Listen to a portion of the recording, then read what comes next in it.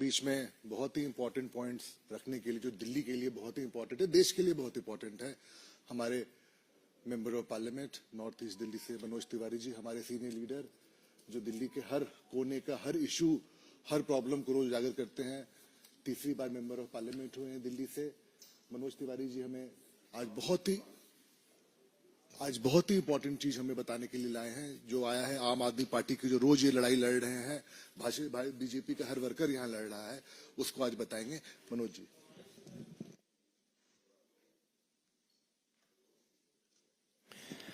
धन्यवाद प्रत्युष भाई। दोस्तों, सबसे महत्वपूर्ण बात आज की इस प्रेस कॉन्फ्रेंस में ये है कि अभी तक तो हम लोग देखा करते थे कि किसी आरोप में, किसी घोटाले में, किसी बड़े स्कैंडल में व्यक्ति फंसा करते थे,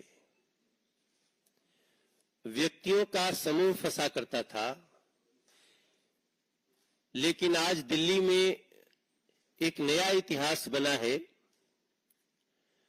जहां शराब घोटाले में दिल्ली की जनता की, झुग्गी झोपड़ी में रहने वालों की, अनऑथराइज्ड कॉलोनियों में रहने वालों की, रेहड़ी पटरी जैसे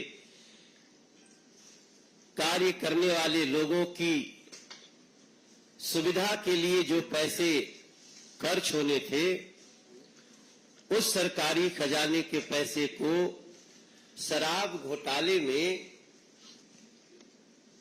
एक बड़ा लूट करने के लिए सीधे राजनीतिक पार्टी ही आरोपित हो गई है।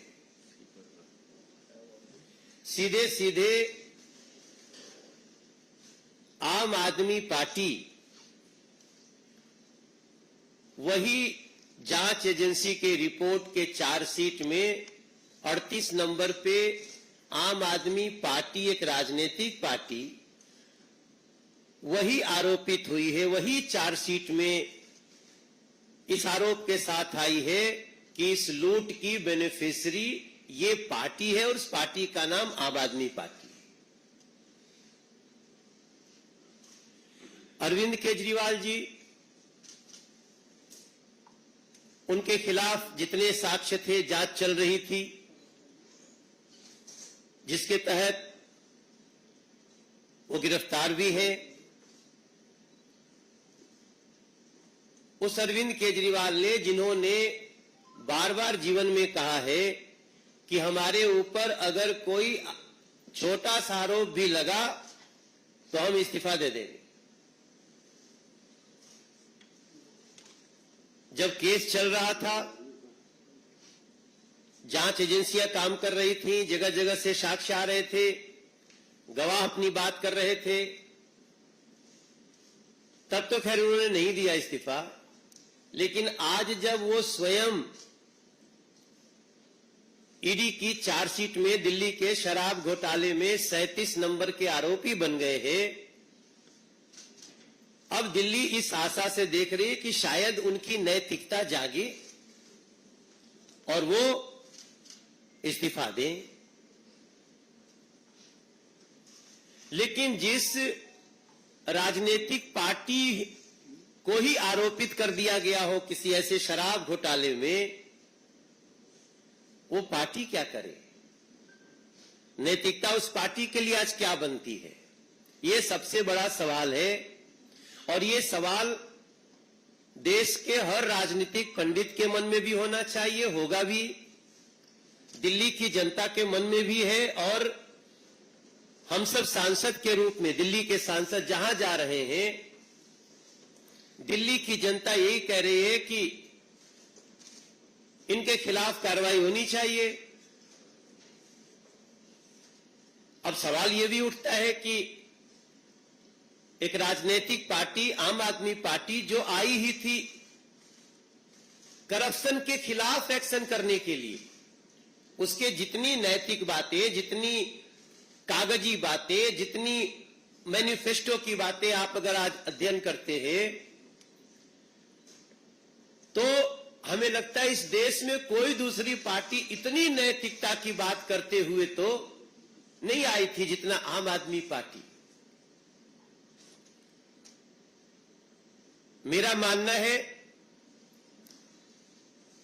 कि आज इस सवाल का भी जवाब पूछना चाहती है दिल्ली की जनता कि अरविंद केजरीवाल, आपने इस शराब घोटाले के एक बहुत ही महत्वपूर्ण आरोपी विजय नैयर को, उनके संबंध में आपने कहा ये मुझे नहीं, ये आतिशी जी और सौरभ भारद्वाज जी, उनको रिपोर्ट करता था। तो आज दिल्ली की जनता एक सवाल करना चाहती है कि आप मुख्यमंत्री थे, विजय नैयर अगर एक सरकारी बंगले में रहता था तो बंगला किसने इसको दिया था? वो जिस बंगले में रहते थे उसकी अलॉटमेंट कैसे हुई थी, इसका जवाब तो एक चिट्ठी लिख करके जेल से दे देना चाहिए।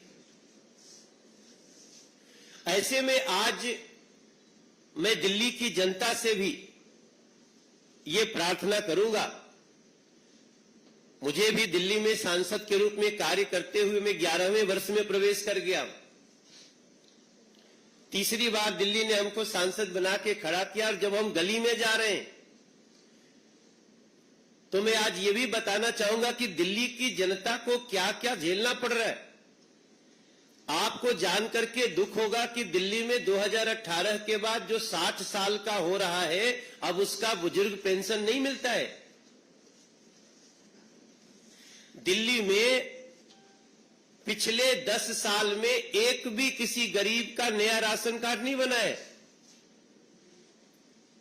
जबकि लगभग 1,72,000 लोग out of 72 lakh total ration card धारी 72 लाख हैं, इसमें 1,72,000 लोग अभी संसार में नहीं है स्वाभाविक रूप से। उसके बाद भी एक गरीब का राशन कार्ड नहीं बना।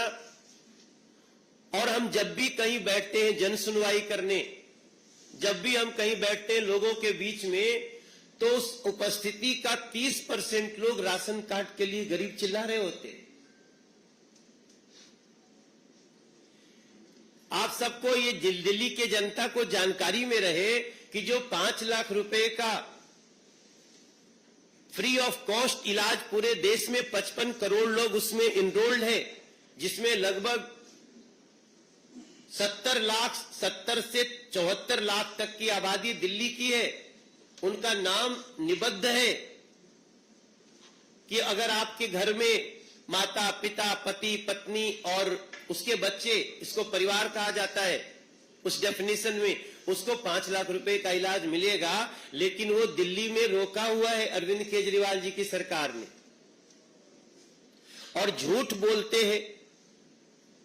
आपको एक और जानकारी दूंगा इस प्रेस कॉन्फ्रेंस में कि गरीबों को घर देने वाला प्रधानमंत्री आवास योजना, जो 4 करोड़ 21 लाख लोगों को पूरे देश में घर दे दिया है, एक केवल कालका जी का उदाहरण छोड़ दीजिए जो डीडीए की जमीन थी और सरकार की योजना से हुई, वरना दिल्ली के एनसीटी इलाके में प्रधानमंत्री आवास योजना बंद है, उसको चालू नहीं किया गया है।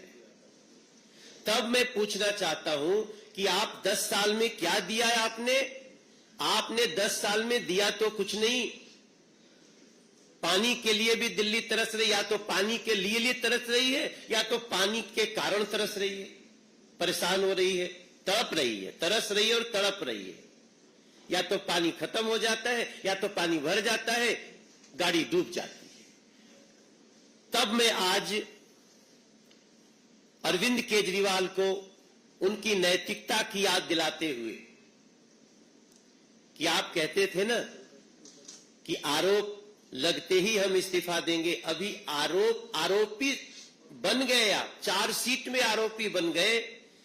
तब मैं पूछना चाहता हूं, दिल्ली की जनता आपसे एक्सपेक्ट कर रही है कि क्या अब आपकी पार्टी को सरकार में बने रहने का अधिकार है, क्योंकि आपकी पार्टी भी इस शराब घोटाले में आरोपित हो चुकी है। 38 नंबर पे इन सवालों के साथ दिल्ली की जनता तो इसका निर्णय आपको करेगी, समय आने पर देखेगी। लेकिन इस समय अगर अरविंद केजरीवाल जी चिट्ठी से भी सरकार चला रहे हैं, अगर अरविंद केजरीवाल जी अपने घर में भी किसी को चिट्ठी लिखते हैं, तो कृपया लिख करके बताइए कि इन परिस्थिति में दिल्ली की जनता नैतिकता के रूप में आपसे क्या अपेक्षा करे। ये भारतीय जनता पार्टी चाहती है। क्वेश्चंस? यस।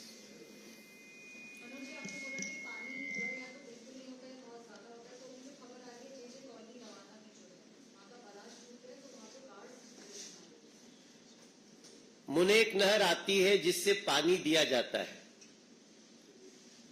उसकी ये घटना अभी हमारे पास थोड़ी देर पहले में पीसी में आने से पहले पता चला है।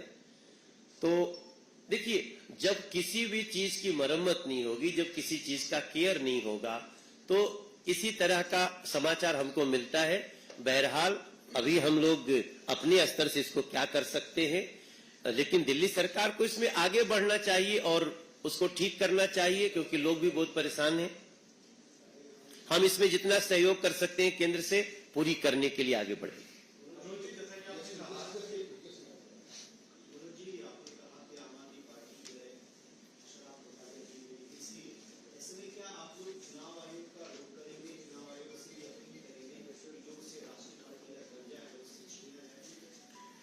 देखिए, हमारे देश में संवैधानिक व्यवस्था है, हमें संविधान पे विश्वास है। चुनाव आयोग ऐसे मामले में जो संज्ञान लेना होता है जरूर लेंगे, ऐसा मेरा विश्वास।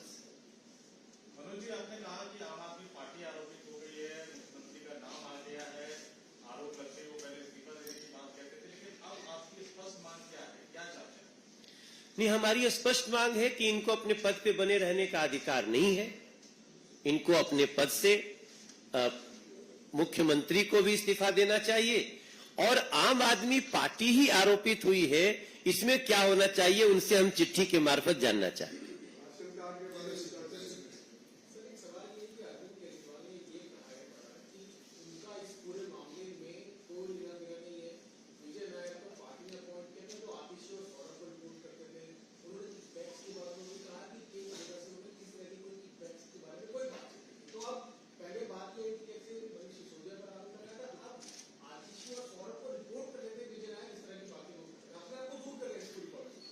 देखिए, 100 करोड़ के मनी लॉन्ड्रिंग के चार्ज के साथ 45 करोड़ रुपए किस प्रकार से दिए गए हैं, इसकी पूरी जानकारी जांच एजेंसी ने दे दी है। कौन से व्यक्ति ने पैसा पहुंचाया, कितना 25 करोड़ कब गया, विनोद चौहान ने 25 करोड़ रुपए दिल्ली से गोवा कैसे भेजा, और बेनापल्ली ने कैसे रिसीव किया, ये सारी जानकारी अब आपके सामने है। मतलब जांच एजेंसी ने दे दिया है कोर्ट के समक्ष।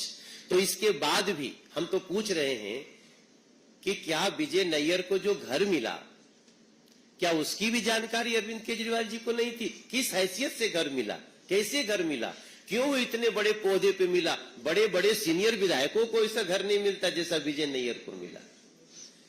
तो मुझे लगता है कि कोशिश तो हर अपराधी करता है बचने की, मगर कोई गुंजाइश है नहीं। He should resign.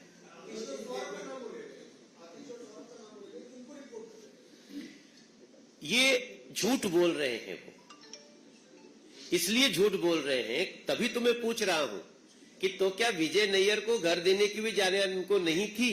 वो कैबिनेट स्तर का जो घर है वो उसको दिया हुआ है। उसके बाद भी अरविंद केजरीवाल जी आप इसको असत्य करने की जो कोशिश कर रहे हैं उसमें पकड़े जा रहे हैं। अब आपको दिल्ली की जनता पहचान चुकी है, आपसे अपेक्षा है कि आप इस्तीफा दें।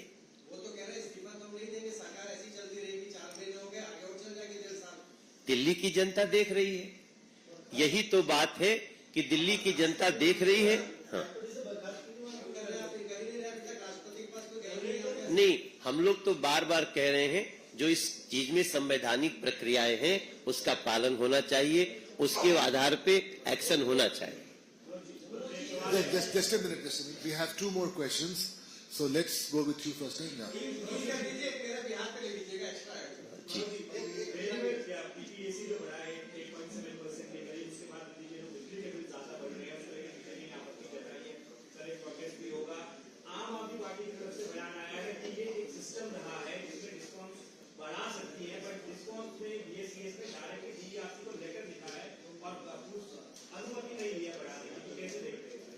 उस पे हमारे प्रदेश अध्यक्ष ने, दिल्ली के प्रदेश अध्यक्ष ने पूरी जानकारी दी है। अभी उस पे हम बाद में बात करेंगे।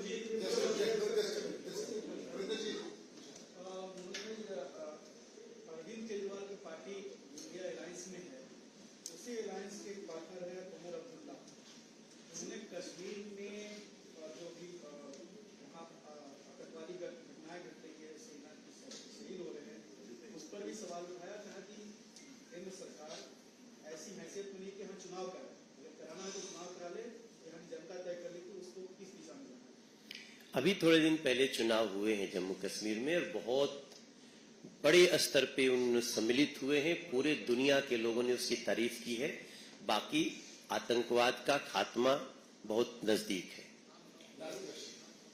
सर, सुप्रीम कोर्ट ने अभी कल जो फैसला दिया मुस्लिम महिलाओं के संदर्भ में कि वो जो है तलाक के बाद अपने हक को लेकर के अपने पति से डिमांड कर सकती है, उसको लेकर के मुस्लिम धर्मगुरु विरोध कर रहे हैं। उसको लेकर के मीटिंग भी बुलाया जाएगा। कैसे देखते हैं, एक तरफ महिलाओं के हित में इतना बड़ा एक फैसला है और उस पर इस तरीके की प्रतिक्रिया जो आ रही है। आज हमको इसी पे केंद्रित रहने दीजिए।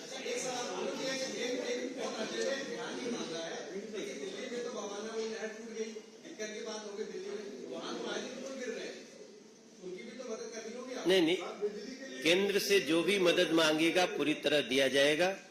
बट पहली बार एक राजनीतिक पार्टी ही आरोपित हो गई। हम सबको इस पे, दिल्ली के प्रत्येक लोगों को भी जगाना है और इस पे क्या नैतिकता हो सकती है, इंतजार कर।